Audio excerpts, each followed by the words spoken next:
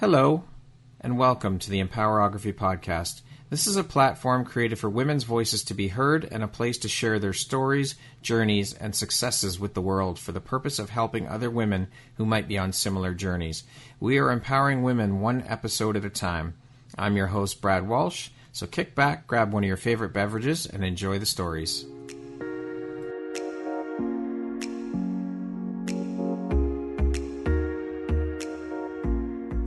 If you're looking for jewelry that makes an impact on your self-care routine and your style, Empowerography would love to offer you a discount code to one of our exclusive partners, Quartz and Canary Jewelry and Wellness Company. Please use code EMPOWER15 to receive 15% off upon checkout at www.quartzandcanary.com. Quartz and Canary is truly the place where spirituality meets style. Brad Walsh here, your host of the Empowerography Podcast. Today, my guest is Sherr Hall. She is a self-proclaimed witch, reiki master, yoga, healer, and hypnotherapist. How are you doing today, Sherr? I'm doing great. How are you? I'm wonderful. Thank you so much for agreeing to be part of my podcast and help me grow this community by participating. It's wonderful to have you here. How's your day going so far? My day is going really well. Excellent. So let's jump right in. So as I stated at the beginning, you are a self-proclaimed witch. Is that correct? That definitely is correct, yes. Why did you decide to give yourself that title? Where did that come from?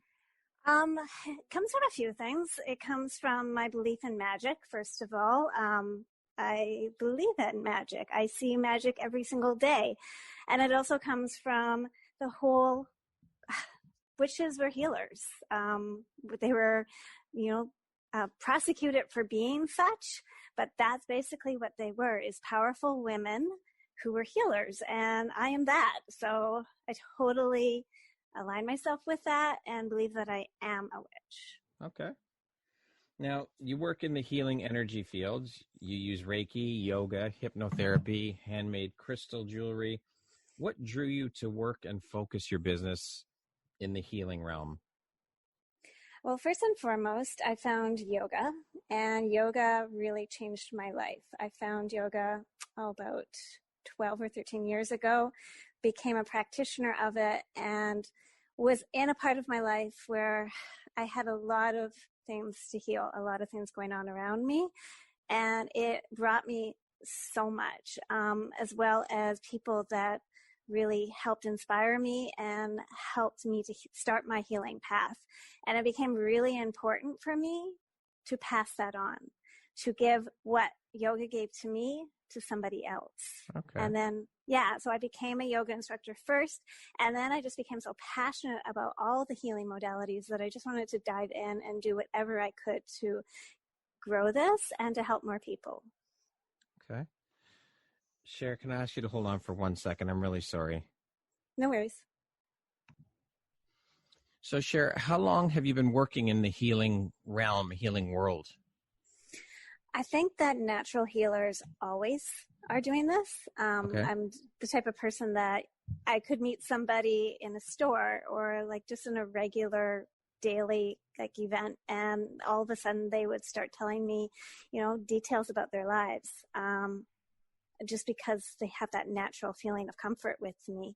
But as far as my actual life as practicing as a healer, it's been 3 years since I began teaching yoga, and it's just grown from there. Okay. Now, do you only work with women? And if so, why do you focus on women only? I predominantly deal with women, but my yoga classes are mixed with both men and women. And my yoga classes are not just asana-based. They're very philosophy-based, chakra-based in particular. And so those are incredibly powerful healing modalities. So I'm not specific to only women. It just tends to be my focus. Just happens that way.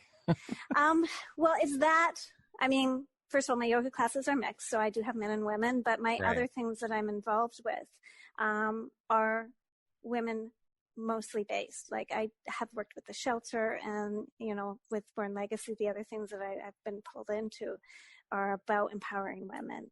Okay. And I think that is basically because of my own experience, because I know what it's like to live in this world as a woman. Yeah. And I had a sexual assault when I was really young. And from a very early age, it became really important to try and help build other women up. Okay. All right. What do you find the most interesting part of your business, your career, for you personally? The connections I make, the people that I have brought into my life. Before I started teaching, I was very isolated. I really didn't have a whole lot of friends, and I really didn't have any connections, really. And the more that I've opened myself up and allowed people, and the more it grows, and it's incredible. And no, I love people. Okay. You're also a published model. Do you still do work as a model? Yes, I do. Yeah, I've been modeling for about, I guess, 12 or 13 years. Okay. And yeah, I still actively model. I am doing a shoot Thursday, actually. Oh, okay. Excellent. Yeah. How did you get into that whole world of modeling? What enticed you to get involved in that?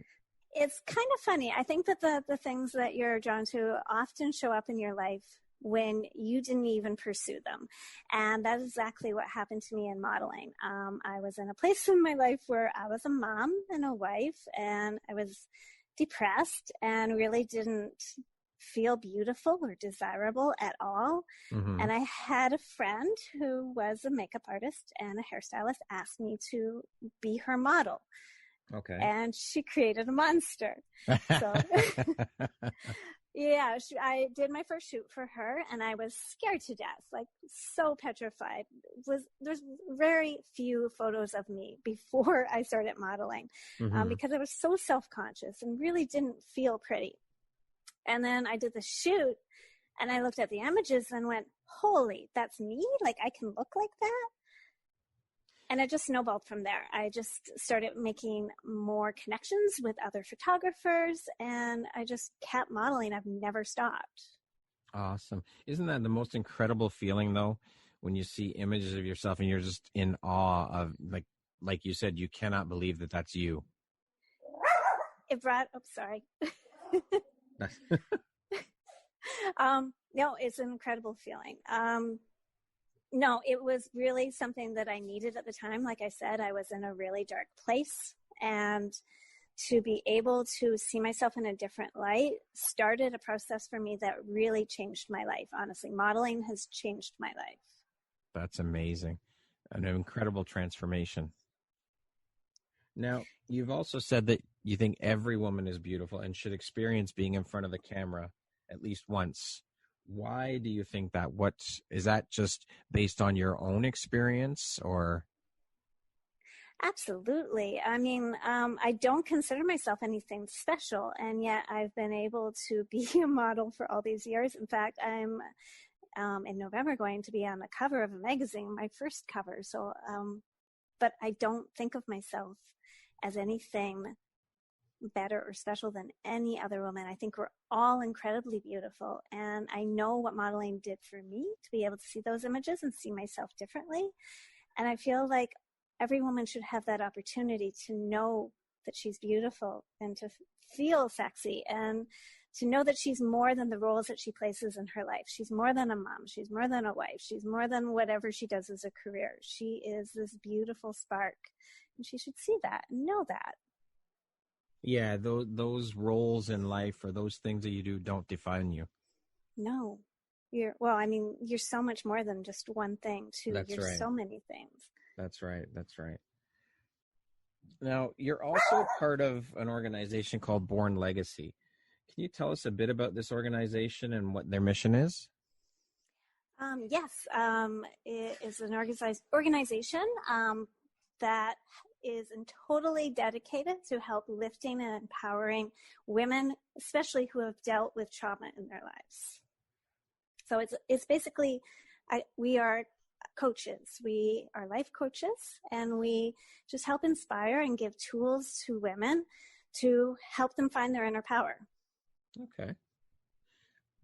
how long have you been part of Born Legacy, and what drew you to it? How did you get involved with them? Again, it's like how the universe works. Things align to you that you're not expected to find. Sasha is someone who has been a practitioner of my own classes. And her and Ashley were building this, this business together, just starting it whenever her and I connected. And then she drew me in. So the three of us have been working on this for just over a year. We did our first event about a year ago, just a few weeks. Like, it's just past the year since we did our first event. Mm-hmm. And we've been building it together. Amazing. So they started it and they asked you to be part of it and join. So it's the three of you kind of run Born Legacy. Yes, predominantly it's Sasha and Ashley's baby, but I have been a part of every single event, helping them and on this ride with them. I am so grateful and thankful that I get to do this. I think it's amazing work that the three of you are doing. It's brilliant. I mean, so many victims out there need the help, and the fact that you ladies created this organization and are doing your part to help is amazing. Well, and like you use the word victim. That's the thing, though. In what we do, we take someone who feels like they've been a victim in their life and change that so that they know that they're not a victim. They are a survivor, and they can have control over their lives again. Take their power back. Right. Yeah. It's a mindset tweak, right? It's just changing the language and changing the mindset. It is, totally. And a lot of us get stuck in this place where, we become totally stuck in this feeling that everything has happened to us. Yeah. And that we can't control. And it's true, you can't control what's happened to you, but you can control how you react to it. And you can That's right. Take your power back. You've said that you spent a lot of your life stuck behind fear and stagnant, and your greatest realization was the fact that you had the power all along. How did you come to this realization, and what did you do to change your mindset to get out from under the fear and make those changes? I got married really young, like when I was 19 years old. Okay. And really didn't have any life experience whatsoever, was very much a people pleaser, and ended up in a very toxic marriage. And because I didn't have a sense of self-worth or, any kind of trust in my own abilities, I stayed stuck in fear, scared that I couldn't really do anything on my own. So the idea of actually leaving my marriage was absolutely terrifying to me. And I had given all of my power away. And our marriage was dissolving about I want to say a year and a half ago. Our marriage was dissolving so badly, and things were so horrible in my life at that point. And I was struggling, and someone saw me. I worked at a gym teaching my classes, and someone at my gym who has experienced similar things in her life saw me and could recognize where I was. I consider her my earth angel. And she started she started to talk to me. She saw intuition just knew and knew that I was struggling in the same things that she had struggled in. And I was telling her, I was ranting to her about all these things that he was doing. And I was saying, how do I stop him? And how do I change all these things? And she was the one that said to me that I have the power. And she said that quote to me, "You had the power all along," the Wizard of Oz quote. Yeah. And it gave me a different way to look at the world. It changed everything. From that point on, I could take responsibility and not give my power to him and not have it feel like I had no way out. It gave me a way to find my life again. Amazing. And I imagine that these are the principles that you and your colleagues use for teaching women that come into Born Legacy as well, for that mindset change and to value themselves. Yes, but I think our biggest statement that we say it throughout every event that we do Mm-hmm. is when you know better, you do better. I love it. I love it. What do you guys, what's the 5-year plan for Born Legacy? Do you have some ideas of where you want to take it, what you want to do with it? That would be probably a greater question for Sasha and Ashley more than myself. I've kind of been along for the ride. I know that they have huge, huge goals to build this, not just like here locally, but internationally, and to help women all over the world. Amazing. I love it. I love the mission. What makes you feel inspired or like your best self, Sherr? Honestly, especially during, this last 5 or 6 months that we've been stuck in a pandemic, I've been taking walks.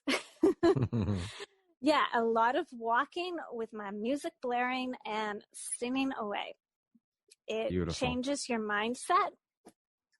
So if you're stuck in that space of, fear, or like, you can't control what's happening to the world around you, and you're afraid of where you are, just going for that walk, listening to some good music, and just losing yourself in all of that, in the sunshine and the wind on your skin. All of that changes everything. Yeah, amazing. If you could go back, would you change anything about how you've done things? No. No? Okay. No, because everything that I've been through, and there's been a lot of hurt, made me who I am right now. Right. And the things that I get to do right now, I am so grateful for, and the connections I make. And when someone tells me that something I said mattered to them and reached them, like, it makes me want to cry. Like, I'm so happy of where I am right now. It's got to be one of the most incredible feelings in the world. It is. And I wouldn't be who I am if it wasn't for my past. I wouldn't be able to understand how people feel if it wasn't for the things I went through. Are there any tools or books that have helped you along your journey that really, really helped you? The greatest thing that I basically tell everybody all the time, the greatest thing that helped me on my journey, especially when things were really, really difficult for me, was daily gratitude. Okay. It's something that I started when things were really dark during the breakup of my marriage. I started every single morning, as soon as my eyes opened, to write down the things I was grateful for. And at first I did that privately. I wrote it down just, for my own sake. And then I began to share that. So on my social media every morning, you get to see what I'm grateful for. Awesome. And it changed my life. Like, it has to be consistent. Yeah. You can't just do it, once a week, twice a week, 3 times a week. You have to do it every single day. And when things are really difficult for you, that might be hard to find. Like, you might not know what you're grateful for, but it can be as simple as sunshine. And what you focus on grows. I believe that. Your mind is so powerful.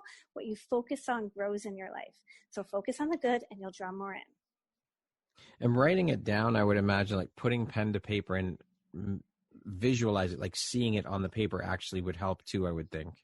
100%. I feel like, yes, it's a good thing to think about what you're grateful for, but to actually have it pen to paper, or, typing it out and seeing it, is much more impactful. Yeah. Yeah. How do you define success? What does that word mean to you?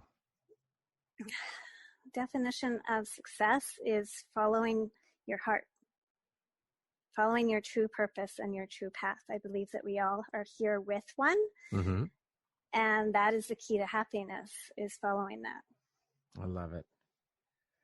Can you share a situation that's occurred in your life that you feel provides insight as to your character? Okay. Well, you've mentioned that I make crystal jewelry. I found my love for crystals. Okay. Probably about 3 years ago. Yeah. Learned all of the healing properties of them. And I've become a self-proclaimed penguin. Yes, I don't know if you know this about penguins, but when they find a mate, they give it a pebble. Okay. So everybody I love gets rocks from me. All right. So yeah, all of my friends and my loved ones. And the closer I'm to you, the more rocks you're going to get. So No, I had no idea about that fact about penguins. That's very interesting. Okay. What is one book that you'd like to suggest to listeners that you found life-changing or life-altering for you? Okay. Well, it's actually a library that I discovered. I find I'm so busy that actually sitting down and reading is very difficult for me. So I do the audiobook quite often. Yep. So I found Wayne Dyer's Ultimate Library. Okay. And I just ate it up. Like he was such a wise man, and it resonates so deeply, like his views of the world. Interesting. Okay. I know of Wayne Dyer. I've heard of him. I think I have one of his audiobooks, but I'll have to look further into that then. Yeah, no, he's amazing. To date, what would you say is your biggest high or your greatest win? I'm still on the ride. Yeah, no. I still find, like, 4 years ago, I was a stay-at-home mom, and I never really thought that my life would be much more than this. Not that that was a bad thing. Having my kids is the greatest thing I will ever do. I said that the day they were born. I will always say that. But the fact that I get to do things like I do right now, like even the interview I'm having with you, and the events I'm doing with Born Legacy, the teaching I'm doing, the modeling I'm doing, are all things that I could never imagine would be in my life like 4 years ago. So I'm on the ride. I can't wait to see where I go. Awesome. Just enjoy the ride. I love it. If you were told you had 24 hours left on Earth, what would you do? I would get everybody I love all in one place, and we would just hang and talk and order good food and, just spend time with those I love. If you were guaranteed the correct answer to one question in life, what would you ask? Nothing. I don't want to know. I trust the universe. It's all good. I know things are going to be good. Wow, that's the first time I've ever heard that answer. How would you describe yourself in one word? Unique. Definitely unique. What makes you smile? Oh, life period. But in particular, people. I told you I go for a daily walk. Yeah. Just looking around me and people watching and seeing how beautiful we are makes me smile. What's the first thing you notice about a person? Their smile. Money or fame? Neither. Okay. Neither. Money, certainly not, because I don't believe in chasing dollars. I think we get taught that from the time we're small, and I think that is one of the biggest mistakes you can make.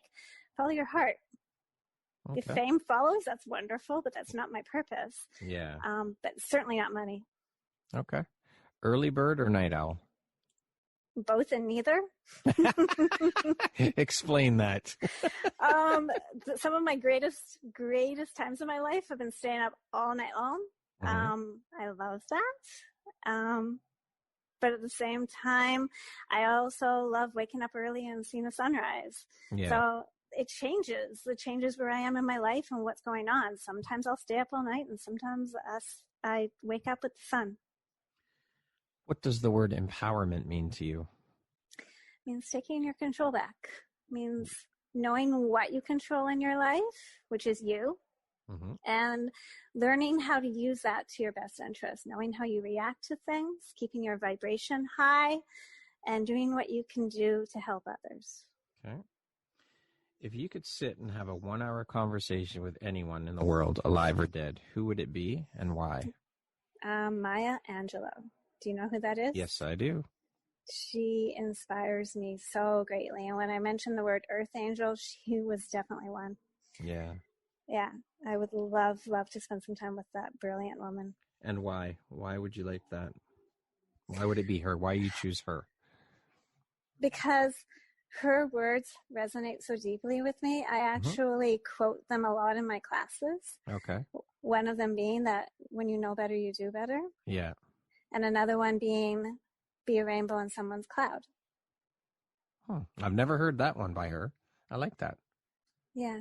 No, just to remember, people around you, you don't know what they're going through. So just acts of kindness might change someone's life. You never know. Yeah, I think a smile has the power to change a lot in a person. Like you said, you never know what someone else is going through, what they're struggling with. So if you can brighten someone's day just by giving them a smile or asking how their day is.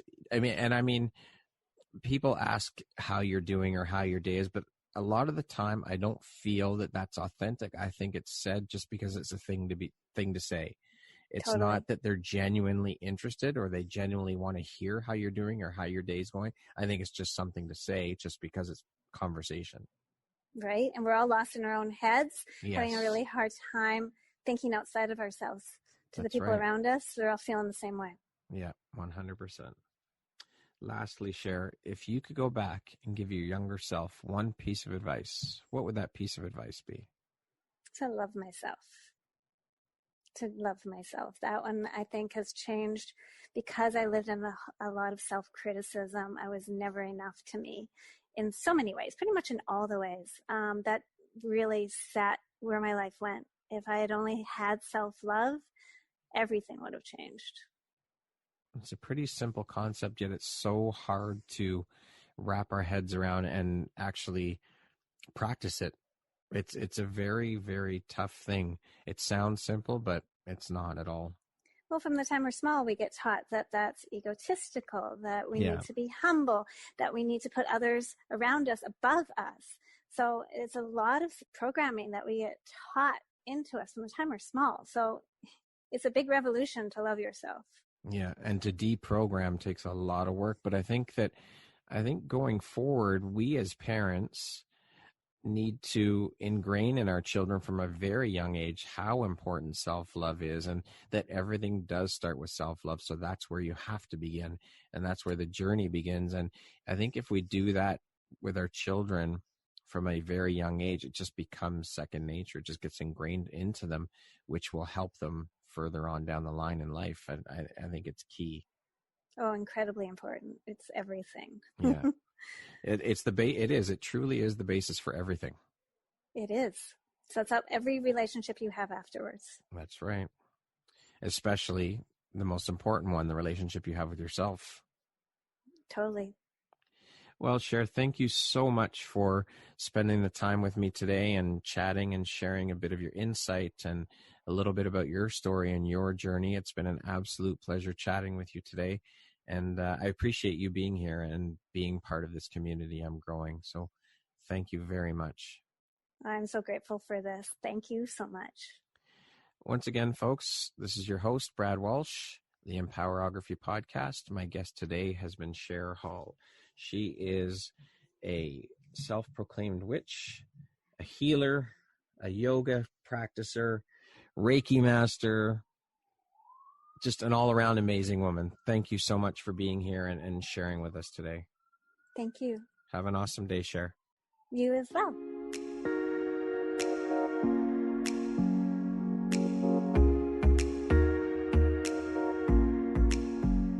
Thank you very much for listening to this podcast. If you haven't yet, please be sure to subscribe, rate, review, and share with all your friends.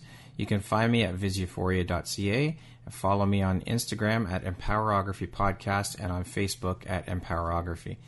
Please join me next time for another inspirational story from yet another amazing woman.